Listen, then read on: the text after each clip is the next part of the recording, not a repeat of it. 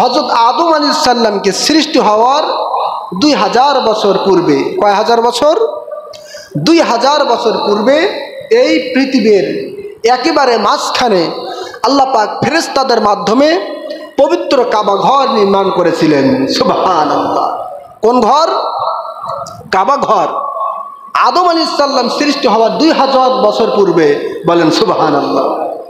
এজন্য আল্লাহ পাক আবার কোরআন কারীমের মধ্যে বলেন, ইন্না আউওয়ালা বাইতি উদিয়া আলিন-নাস লাল্লাযী বিবাক্কাতা মুবারাকাও ওয়া হুদাল লিল আলামিন।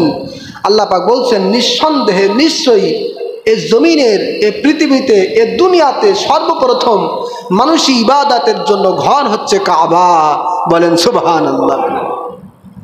এই ঘরকে আল্লাহ পাক আদম আলাইহিস সালাম সৃষ্টি হওয়ার 2000 বছর পূর্বে, 2000 বছর আগে এই পৃথিবীর একেবারে মাঝখানে কাবা ঘর নির্মাণ করেছিলেন। বলেন সুবহানাল্লাহ। এরপরে আল্লাহ পাক আদম আলাইহিস সালাম এবং তার সন্তান তথা আমাদের জন্য এই কাবাকে কিবলা হিসেবে নির্ধারণ করেছিলেন। আবারও বলেন সুবহানাল্লাহ। পরস্পর যখন আদম আলাইহিস সালামের যুগ জামানা চলে গেছে, এরপরে ক্রমে ধাপে ধাপে হযরত নূহ আলাইহিস সালামের জামানা যখন এসেছে, ওই নূহ আলাইহিস সালামের জামানায় বিশাল একটি প্লাবন হয়েছিল, আমরা সকলেই জানি, ঠিক কি না? এই মহা প্লাবনের সময় আল্লাহ পাক কাবা ঘরকে ধরে একেবারে চতুর্থ আসমানে উঠিয়ে নিয়েছিলেন। বলেন সুবহানাল্লাহ। আর কাবার পাশে যে হাজরে আসওয়াদ, এই হাজরে আসওয়াদটা আল্লাহ পাক আবু কুবাইস পাহাড়ের কোন একটি জায়গায় গোপন রেখেছিলেন, লুকিয়ে রেখেছিলেন। বলেন সুবহানাল্লাহ। হযরত নূহ আলাইহিস সালামের মহাপ্লাবন যখন শেষ হয়ে গেছে, নূহ আলাইহিস সালামের জামানা যখন চলে আসলো, তখন আবার ইব্রাহিম আলাইহিস সালামের জামানা। ইব্রাহিম আলাইহিস সালামের জামানায় আল্লাহ পাক নবী ইব্রাহিমকে হুকুম করেছিলেন, অর্ডার করেছিলেন, নির্দেশ করেছিলেন, ইব্রাহিম তুমি আমার নির্দেশে পবিত্র কাবা ঘর নির্মাণ করো। বলেন সুবহানাল্লাহ। মুসলিম জাহানের জাতির পিতা হযরত ইব্রাহিম আলাইহিস সালাম তিনি ফরিয়াদ করলেন, আরজ করলেন, আল্লাহ তাআলার কাছে বললেন, রব্বুল আলামিন আপনি তো আমাকে কাবা ঘর নির্মাণ করতে বলেছেন, তবে একটু যদি বলে দিতেন কোন জায়গাটি কাবা নির্মাণ করব, কোন স্থানে পবিত্র কাবা ঘর নির্মাণ কাজ শুরু করব, স্থানটি যদি আপনি দেখিয়ে দিতেন, তাহলে সেই স্থানে আপনার হুকুমে আমি ইব্রাহিম কাবা ঘর নির্মাণ করতাম। সুবহানাল্লাহ। নির্দেশ তো দিয়েছেন, তবে জায়গাটাও দেখিয়ে দেন যাতে আমি কাবা ঘরটা নির্মাণ করতে পারি। সুবহানাল্লাহ। আল্লাহ রাব্বুল আলামিন হযরত ইব্রাহিম আলাইহিস সালামকে কাবা ঘর নির্মাণের জন্য সেই স্থানটাকে দেখিয়ে দিলেন, যেই স্থানে হযরত আদম আলাইহিস সালাম সৃষ্টি হওয়ার 2000 বছর আগে আল্লাহ পাক ফেরেশতাদের মাধ্যমে সর্বপ্রথম কাবা ঘর নির্মাণ করেছিলেন। সুবহানাল্লাহ। একই স্থানে আবার আল্লাহ পাক ইব্রাহিম আলাইহিস সালামকে বললেন, ইব্রাহিম তুমি এই জায়গায়, এই স্থানে কাবা ঘর নির্মাণ করো। সুবহানাল্লাহ। আল্লাহ রাব্বুল আলামিন হযরত জিবরাইল আলাইহিস সালামের মাধ্যমে নবী ইব্রাহিমকে জানিয়ে দিলেন, ইব্রাহিম কাবা ঘর নির্মাণের শেষে আবু কুবাইস নামক পাহাড়ের অমুক জায়গায় হাজরে আসওয়াদ রয়েছে, যাও যাও যাও ওই হাজরে আসওয়াদটি নিয়ে কাবা ঘরের আশেপাশে রেখে দাও। সুবহানাল্লাহ। আবার সে হারানো জিনিস ফিরে এসেছে। হাজরে আসওয়াদ ওই আবু কুবাইস পাহাড় থেকে আবার কাবার পাশে নিয়ে আসা হয়েছে। আর আল্লাহ পাক তার নির্দেশে হযরত ইব্রাহিম আলাইহিস সালাম এবং ইসমাঈল আলাইহিস সালাম কাবা ঘর পুনরায় আবার নির্মাণ করেন। বলেন সুবহানাল্লাহ। প্রিয় বাবাজিরা আমার, কাবা ঘর যখন নির্মাণ হয়ে গেল, আল্লাহ রাব্বুল আলামিনের কাছে হযরত ইব্রাহিম এবং ইসমাঈল আলাইহিস সালাম বললেন, প্রভু মালিক এই কাবা ঘর নির্মাণ করলাম, এবার দয়া করে মায়া করে আপনি আমাদের এই কাবা ঘর নির্মাণটাকে কবুল করুন। সুবহানাল্লাহ। তাহলে আমরা কোরআন কারীম থেকে সুস্পষ্ট বুঝতে পারলাম যে কোনো ঘর নির্মাণ করার পরে দোয়া করাটা এটা আম্বিয়া কেরাম নবীদের সুন্নাত। সুবহানাল্লাহ। আজকে একটা জিনিস লক্ষ্য করা যায়, এখনও কিন্তু অনেক মানুষ যখন নিজের বাড়ি নির্মাণ করে, দোকান ঘর উদ্বোধন করে, বা নিজের বাসগৃহের জন্য বাড়ি যখন নির্মাণ করে, ঠিক আছে, নির্মাণের শেষে আলেম ওলামা ডেকে, মানুষদেরকে ডেকে, মুসল্লিদেরকে ডেকে মিলাদ পড়িয়ে তারপরে দোয়া করায় যে আল্লাহ এই ঘরটা কবুল করুন, বিপদ আপদ বালা মুসিবত থেকে আপনি হেফাজত করুন। ঠিক কি না? এটা কিন্তু এমনি এমনি নয়। আমরা এটা ভাবতে পারি না যে হুজুররা মনে হয় তৈরি করেছে, বা যারা ওলি আল্লাহ পন্থী তারা মনে হয় এই সিস্টেম তৈরি করেছে। না, বরং কোরআন প্রমাণ করে যে কোনো ঘর নির্মাণ করার পরে সেই ঘর নির্মাণের শেষে হাত তুলে আল্লাহ তাআলার কাছে দোয়া করা যে আল্লাহ তুমি এই ঘরটা কবুল করো, বিপদ আপদ বালা মুসিবত থেকে হেফাজত করো। এই দোয়া করাটা এটা নবীদের সুন্নাত। বলেন সুবহানাল্লাহ।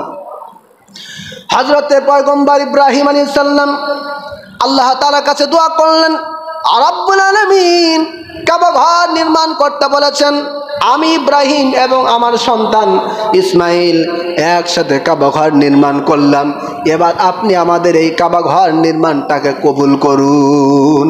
সুবহানাল্লাহ। শুধু তো ঘর নির্মাণ করলাম, আপনার কবুলিয়াত না থাকলে তো কোনো মূল্য থাকবে না। ঠিক কি না? আল্লাহ পাক নবী ইব্রাহিম আলাইহিস সালামের কথাটা এতই পছন্দ করলেন, এতই ভালোবাসলেন, নবী ইব্রাহিম আলাইহিস সালামের কত বছর পরে আমাদের নবী মুহাম্মদুর রাসূলুল্লাহ সাল্লাল্লাহু আলাইহি সাল্লাম দুনিয়াতে এসেছেন। সেই নাজিলকৃত কোরআনের মধ্যে আমাদের নবীজিকে আল্লাহ পাক কোরআন কারীমের মধ্যে ওই নবী ইব্রাহিম আলাইহিস সালামের কথাটাকে তুলে ধরেছেন। সুবহানাল্লাহ। আল্লাহ পাক পবিত্র কোরআন কারীমের মধ্যে বলেন, ওয়া ইয ইয়ারফাউ ইব্রাহিমুল কওয়াইদা মিনাল বাইতি ওয়া ইসমাঈল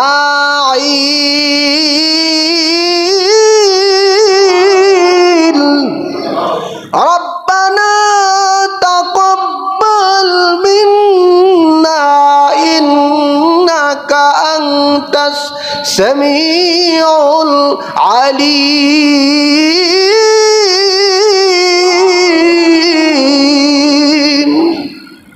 আমরা প্রত্যেক নামাজের পরে প্রায় এই দোয়াটা করে থাকি। ঠিক কি না?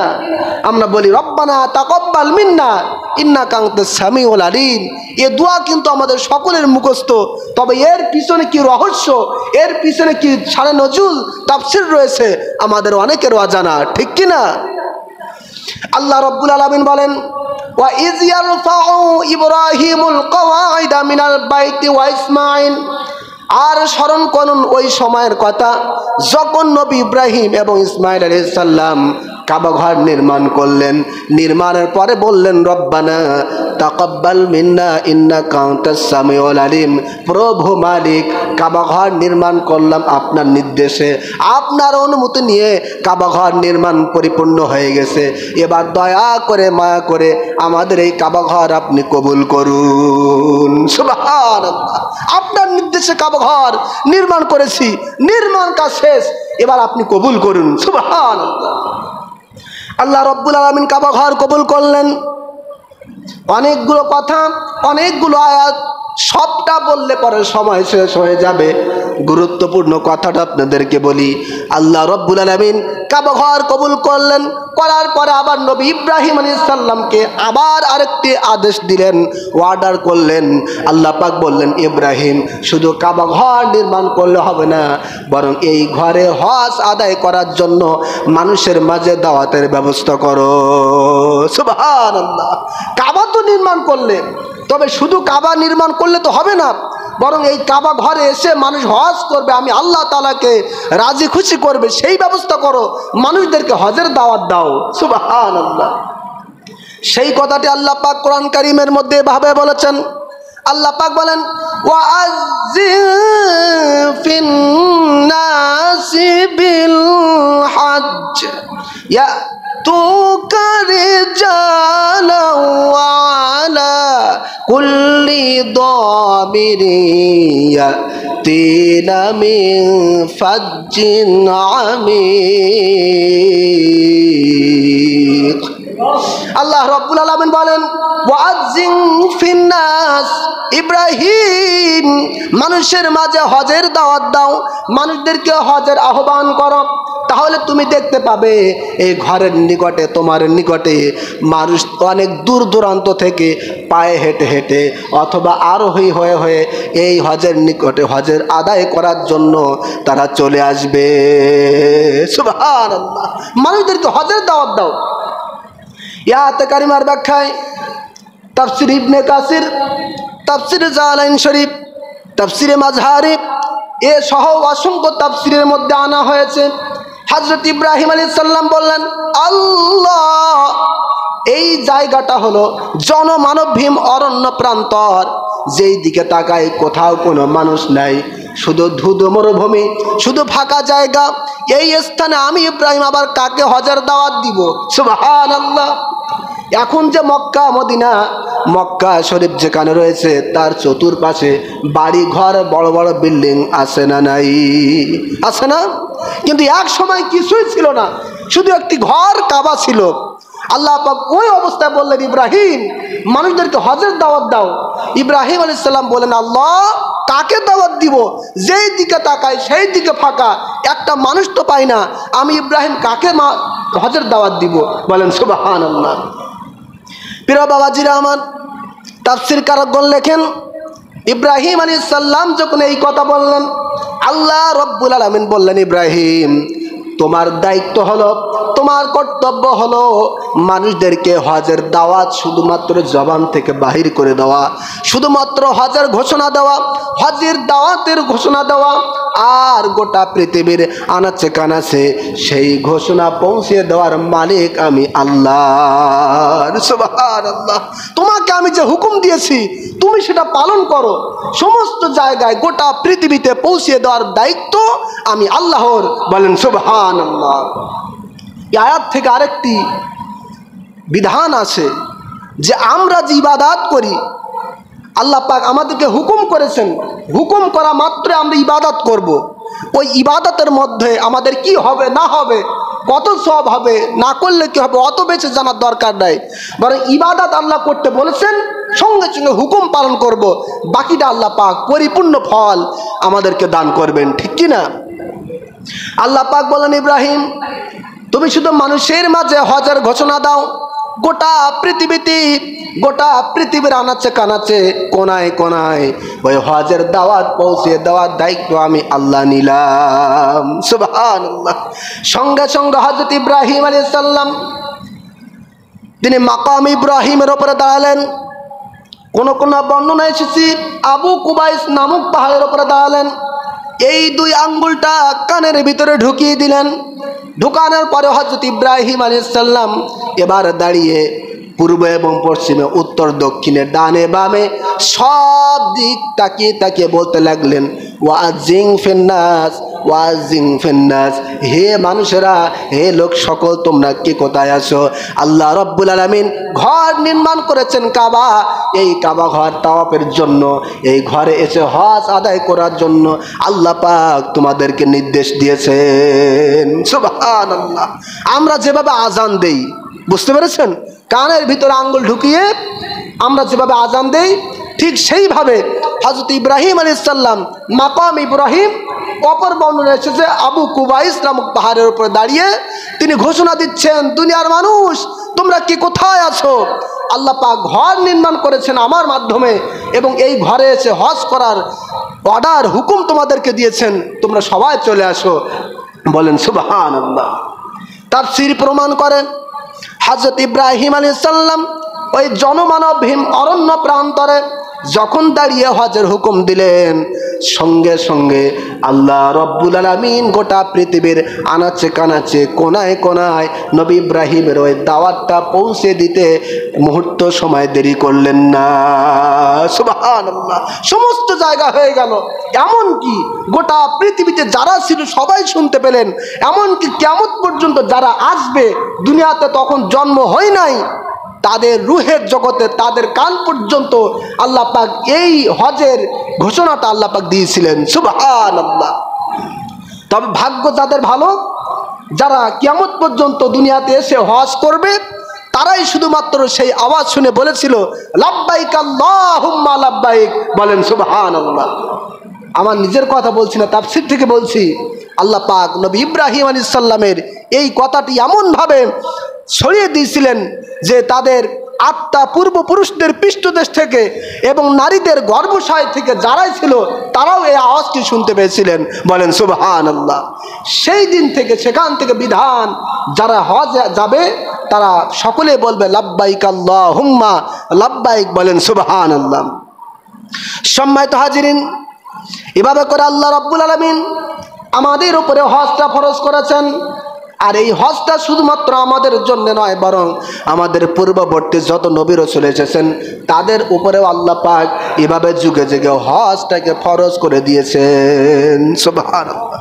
নবীজি আমাদের বলেছেন আইয়ুহান নাস কদ ফারাদাল্লাহু আলাইকুমুল হজ্জা ফাহুজ্জু।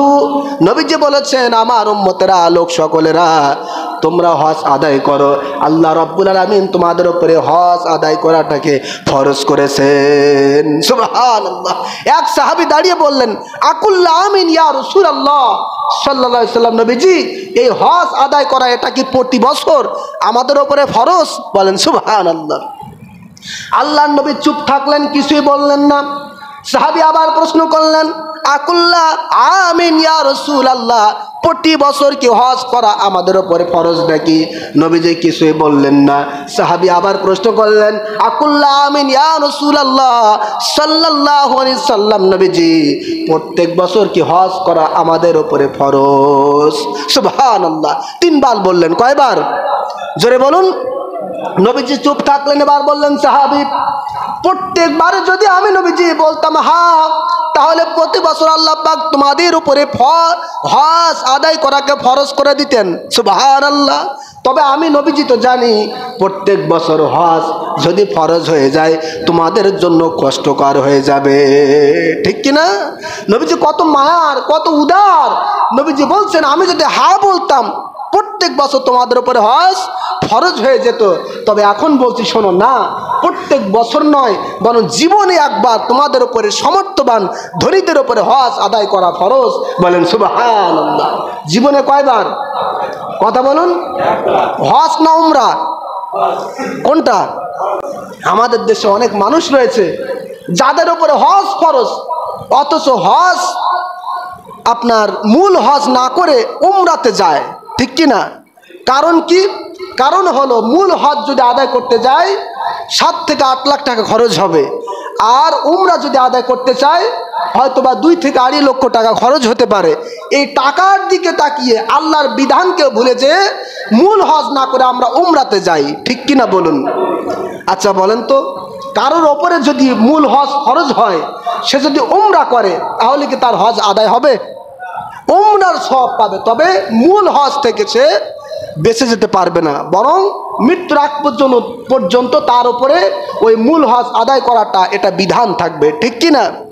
সুতরাং আমাদের সমাজে বহু মানুষ রয়েছে হজ ফরজ হয়েছে অথচ মূল হজ না করে যায় উমরাতে। আপনি উমরা একবার করুন, জীবনে বহুবার করুন, কোনো আপত্তি নয়, তবে প্রথমবার আপনার মূল হজটা আদায় করার দরকার আছে না নাই? সম্মানিত হাজিরিন, ইসলামের বিধান হলো সমর্থবান ধনীদের উপরে আল্লাহ পাক জীবনে একবার হজ ফরজ করেছেন, আর বাকি যতবার যাবে সবটাই হবে নফল। উমরা করলে হবে সুন্নাত, নফল। বলেন সুবহানাল্লাহ।